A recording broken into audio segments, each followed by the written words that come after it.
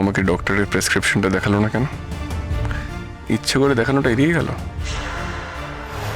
বলছিলাম কাল ওই বাড়ি যাওয়াটা খুব দরকার। একবার যাব না বাবার কাছে, আমি গেলে কি তুমি খুব রাগ করবে? না, যাও। তবে এর মধ্যে ডক্টরের কাছে গেলে হ্যাঁ, তোমাকে নিয়ে যাবো তো, আমি নিয়ে যাবো এবার ডক্টরের কাছে।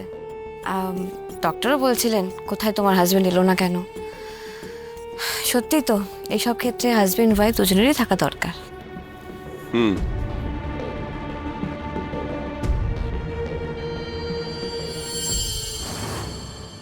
এই অভিনয়টাই আমাকে করে যেতে হবে। অনুভব, তোমার মনে এখনো ডাউট আছে, সেটা কাটিয়ে বিশ্বাস করাতে হবে তোমাকে। তোমার সন্তান আমার গর্ভে আছে। আস্তে আস্তে এই মিথ্যে সন্তান আমাদের ভালোবাসাটা সত্যি করে দেবে। আর যখন আমার মিসক্যারেজ হবে, তুমি লাজুর থেকে নিজেকে দূরে সরিয়ে নিতে বাধ্য হবে। আমি এমন কাঁদবো পাগলের মতো, তুমি তখন আর অন্য কারোর কথা ভাবতেই পারবে না। আমি আর কোনোদিনও লাজুর কাছে হেরে যাব না। চিরকালের মতো তুমি আমার হবে।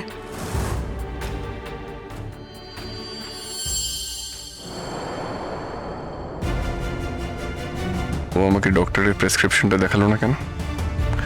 ইচ্ছে করে দেখানোটা এড়িয়ে গেল। লাজু সকলকে বলেছে যে ওর সঙ্গে ডক্টরের কথা হয়নি। এত কিসের লুকোচুরি বনলতার?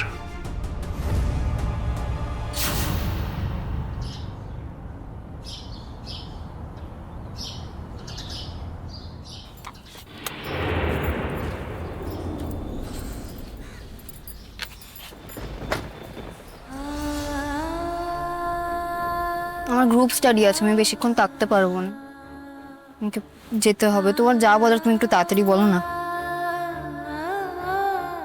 এই নিয়ে দুবার লাজু একই জিনিস হলো। Something is wrong. কি বলছো তুমি? আমি কিচ্ছুই বুঝছি না। দেখো, বনলতাকে আমি বলেছিলাম ও যখন ডক্টরের কাছে যাবে আমি ওর সঙ্গে যাব, কিন্তু ও আজকে নিয়ে দুবার ডাক্তারের কাছে গেল, কিন্তু দুবারই আমাকে নিয়ে গেল না। ও আমাকে ডক্টরের কাছে নিয়ে যেতে চাইছে না, কিন্তু কেন? তোমার মনে হচ্ছে না এটা অদ্ভুত? তোমাদের স্বামী স্ত্রীর ব্যাপারের মধ্যে তুমি আমায় কেন জড়াচ্ছ? দেখো, আমি তোমাদের এসব বিষয়ে থাকতে চাই না। রাজু, এটা শুধু স্বামী স্ত্রীর ব্যাপার নয়। আমি তোমাকে বোঝাতে পারছি না। আচ্ছা ফাইন, আমি ওর হাজবেন্ড। ও বলছে ও প্রেগনেন্ট। আমি ওকে বলছি আমাকে ডাক্তারের কাছে নিয়ে যেতে, কিন্তু ও আমাকে নিয়ে যাচ্ছে না। ব্যাপারটা অদ্ভুত নয়? তুমি বলেছিলে তুমি সঙ্গে যাবে। হ্যাঁ, একবার না বারবার বলেছি। তোমাদের হসপিটালের ডাক্তার কি যেন নাম? Right, doctor Sengupta. আচ্ছা লাজু, তুমি যখন ডক্টর সেনগুপ্তার কাছে বনলতাকে নিয়ে গেছিলে, তুমি ওর সঙ্গে ভেতরে ঢোকুনি কেন? মানে আমি যখন ডক্টর মালবিকার কাছে যাব, তখন তুই ভেতরে আসবি না। আমার সত্যিই খুব লজ্জা করছে রে। তুই সামনে থাকলে হয়তো আমি ওনার সঙ্গে ঠিক করে কথাই বলতে পারবো না। বনলতা দিদি আমায় বলছিল আমার সামনে ওর কথা বলতে অসুবিধা হবে। তাছাড়া ওর মাও তো ওর সাথে ছিল, আমি গিয়েই বা কি করতো? তাই আমিও জোর করিনি। আর আমি ভেতরে গেলুম বা না গেলুম তাতেই বা কি? আমি ডক্টর সেনগুপ্তার সঙ্গে একবার কথা বলতে পারি? ম্যাডামের সাথে না, এখন আর হবে না। উনি তো কাল পরশুর মধ্যে জার্মানি চলে যাচ্ছেন 1 মাসের জন্য। উনি ছুটিতে চলে গেছেন বোধহয়, এর মধ্যে আর পেশেন্ট দেখছেন না। রাজু, আমার কিন্তু সন্দেহ হচ্ছে। আমি কাউকে বোঝাতে পারছি না, কোথাও একটা গড়বড় আছে। কি গন্ডগোল আছে? বনলতা আবার একটা খেলা খেলছে। বনলতা প্রেগনেন্ট হতে পারে না। তুমি প্লিজ আমার কথা বিশ্বাস করো, ট্রাস্ট মি। বনলতা প্রেগনেন্ট নয়, আর ও যদি প্রেগনেন্ট হয়ও, ওর বাচ্চার বাবা আমি হতে পারি না। তুমি আবার সেই আজে বাজে কথাগুলো বলবে? প্লিজ ট্রাস্ট মি, আমার কথাটা বিশ্বাস করো। আমি কোনো আজে বাজে কথা বলছি না, আমি যেটা বলছি সেটা ফ্যাক্ট।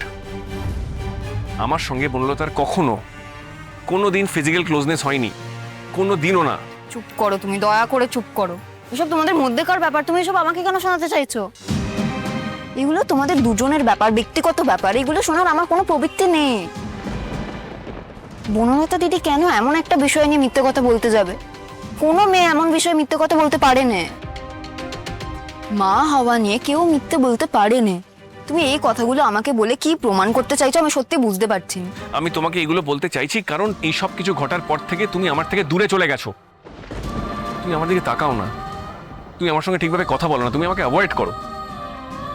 দেখো, তুমি বললে তুমি আমার সঙ্গে দেখা করবে, তারপরে এতদিন ধরে তুমি জাস্ট আমাকে ইগনোর করে গেলে।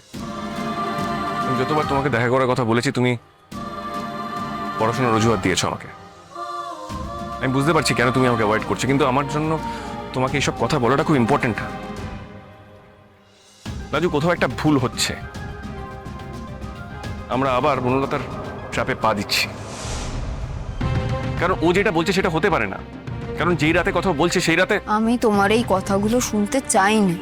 রাজু, তুমি তো আমার কথা শুনবে বলে এসেছো। তুমি আমাকে কথা দিয়েছিলে আমি যা বলতে চাই সেটা বলার সুযোগ তুমি আমাকে দেবে। রাজু, তুমি প্লিজ আমাকে বলতে দাও। ফাইনালি আমি তোমাকে কিছু বলতে পারছি। তুমি মাথা ঠান্ডা করো, একটু চুপ করো। যে কথা আমি বলতে এসেছি আমাকে বলতে দাও। দেখো রাজু, আমি জানি এই যে সিচুয়েশনটা তৈরি হয়েছে সেটার জন্য তোমার মনে অনেক প্রশ্ন, অনেক অভিমান তৈরি হয়েছে। তুমি আমাকে বিশ্বাসঘাতক ভাবছো। না, তুমি ভুল জানো, একেবারে ভুল জানো। তোমার আমার মধ্যে কোনো সম্পর্ক নেই যে আমার তোমার উপর অভিমান হবে। প্লিজ লাজু, অনেক হয়ে গেছে। আমরা দুজনে মিলে অনেকগুলো দিন জেদের বসে কাটিয়ে দিয়েছি। তুমি জেদ করে দেখাচ্ছ যে তুমি আমাকে ভালোবাসো না, আর আমি জেদ করে তোমার সামনে উল্টোপাল্টা অভিনয় করে যাচ্ছি। কেন কেন আমরা একে অন্যের কাছে সৎ হচ্ছি না? কেন আমরা একে অন্যের কাছে সত্যি কথা বলছি না? আরে কোথায় গিয়ে এই অভিনয়টা বন্ধ হবে? তুমি একা কথা বলবে এমনটা কিন্তু কথা ছিল না। আমিও আমার কথা বলবো আর তুমি শুনবে, সেটাও কথা ছিল। কি কথা বলবে তুমি? বানিয়ে বানিয়ে কয়টা মিথ্যে কথা বলবে তো?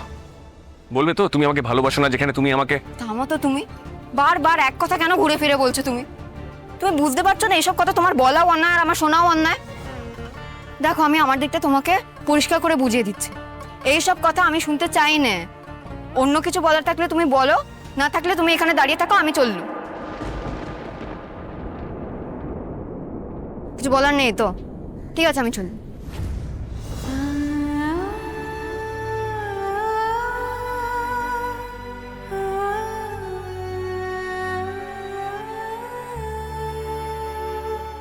প্লিজ যেও না লাজু।